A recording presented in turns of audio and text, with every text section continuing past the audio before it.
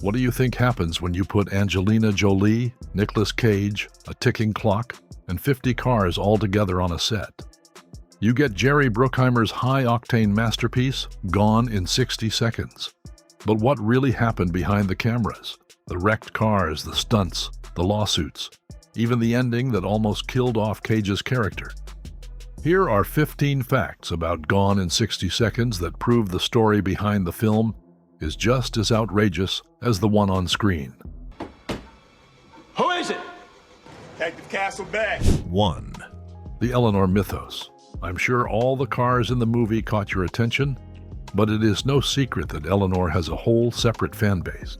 The 1967 Shelby GT 500 Mustang that had fans go wild as if she was a character itself. What if I tell you that it actually is? Well, the creator of the film made sure to copyright the car as its own character, and the ownership soon passed down to his wife, Denise Halicki, after his death. She owned the merchandising and even sued Carroll Shelby Licensing when they produced Mustangs that resembled Eleanor. It was not until June 2025 that the Ninth Circuit ruled the car as a mere prop instead of a copyrightable character when the disputes were finally settled. 2. Angelina Jolie's unique look. You're in for many mind-blowing facts about the movie that revolve around cars. But Angelina Jolie's bleached blonde dreadlocks? That wasn't part of the script initially. Her character Sway was supposed to have a standard tough girl personality. In an effort to make her character unforgettable, Jolie pushed for something edgier. The personal touches to Sway's hair and wardrobe ended up setting Sway apart visually from every other character in the film. Jolie said she wanted Sway to feel wild and dangerous, almost like a human version of Eleanor. And it worked wonders. Sway instantly became a pop culture icon in the 2000s and is still remembered as much for her style as for her role. High heels and pink underwear. Pink underwear works. Pink underwear works. 3. Cage trained at a real racetrack. While we are at it, let me tell you another fact that proves just how much passion Cage put into this movie. Before filming, Cage didn't just settle for a crash course. Instead, he enrolled in training at Bondurant Racing School and Willow Springs Track. He became so skilled that stunt coordinators allowed him to drive Eleanor himself in certain shots. But there were some stunts that he wasn't allowed to perform due to safety protocols. The car jumps and the high-speed nitrous runs are where he drew the line. Imagine Cage saying, "I'm not just acting, I am racing." It's safe to say that by that point, if there was one thing Cage was yet to steal, it was the director's chair and the producer's camera. Long as I'm in here, you're just gonna sit out there, aren't you? 4.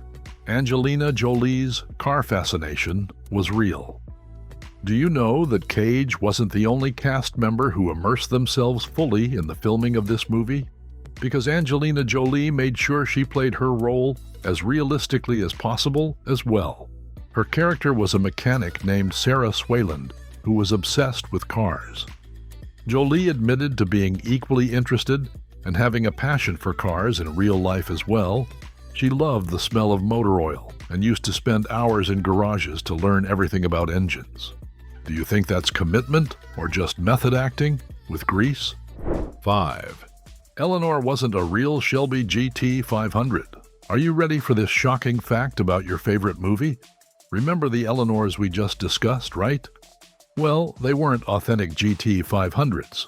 They were actually custom-modified replicas, designed by the legendary car builder Chip Foose.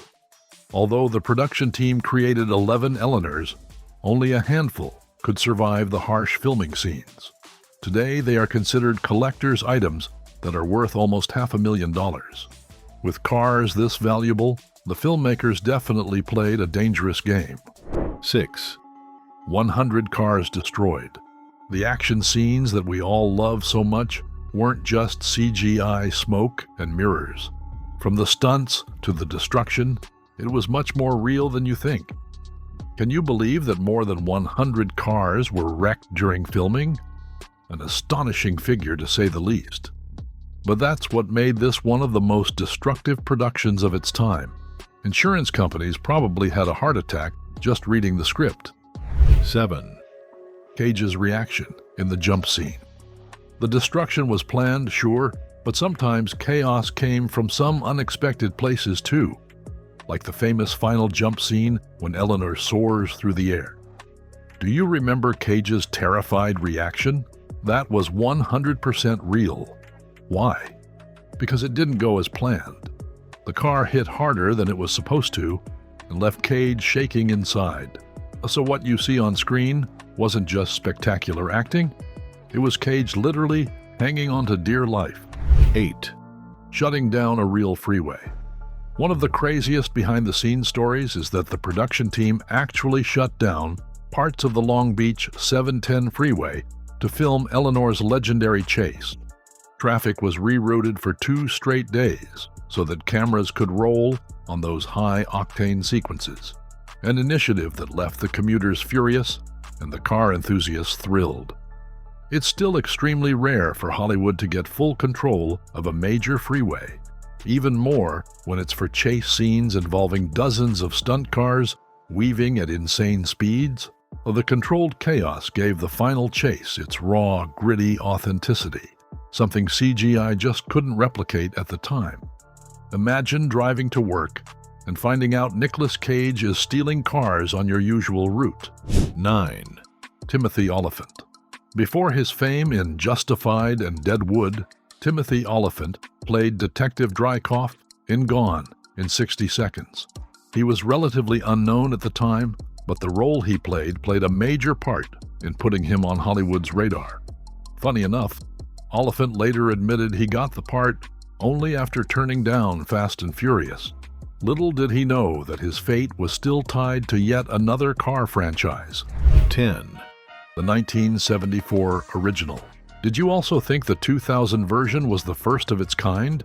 Let me burst your bubble, because the original actually came out in 1974.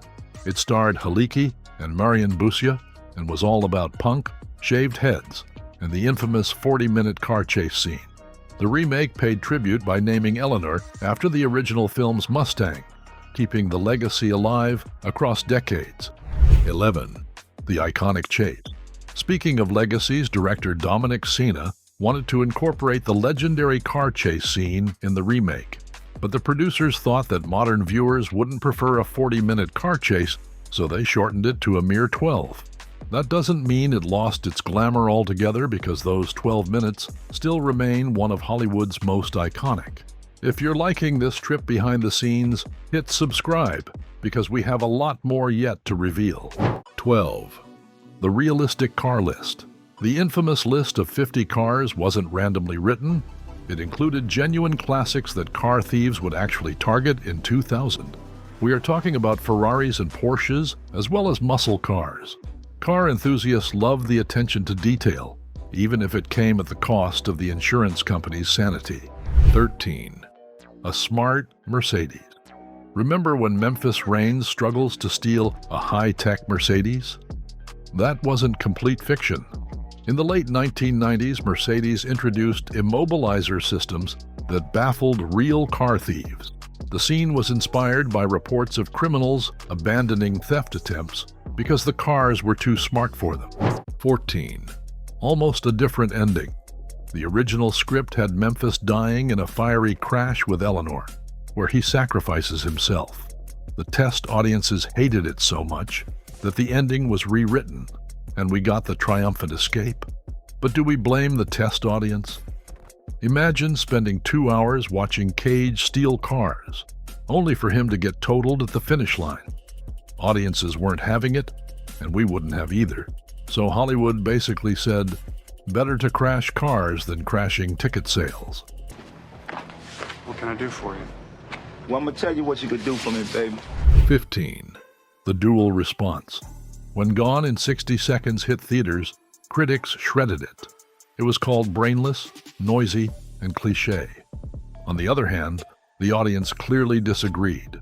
The film grossed over $237 million worldwide, becoming one of the biggest hits of 2000. 2 decades later, fans still argue it's one of the best car movies ever made.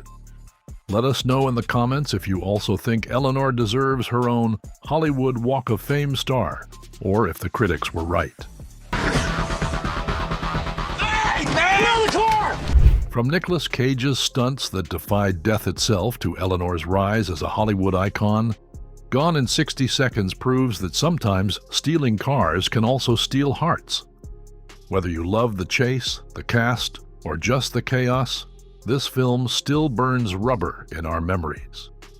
Subscribe to the channel and stay tuned because we are sending more cinematic secrets your way.